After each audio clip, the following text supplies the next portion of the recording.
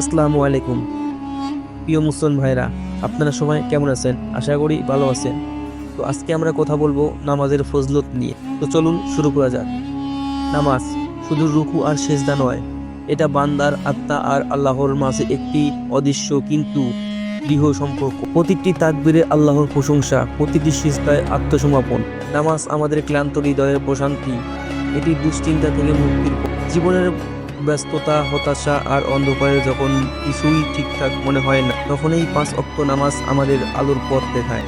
আল্লাহ বলেছেন, নিশ্চয় নামাজ অশ্লীলতা ও অন্যায় কাজ থেকে বিরত রাখে। রাসূল সাল্লাল্লাহু আলাইহি ওয়াসাল্লাম বলেছেন, নামাজ হলো মুমিনের মেরাজ, মানে নামাজেই মুমিন পায় আর রবের সান্নিধ্য। 5 ওয়াক্ত নামাজ আমাদের পাপ ঝরায়, যেমন নদীর জলে প্রতিটি গোসল করলে দেহে কোনো ময়লা থাকে না। প্রতিটি নামাজ আমাদের গুনাহ মোচন করে, আমাদের অন্তরকে করে পরিশুদ্ধ।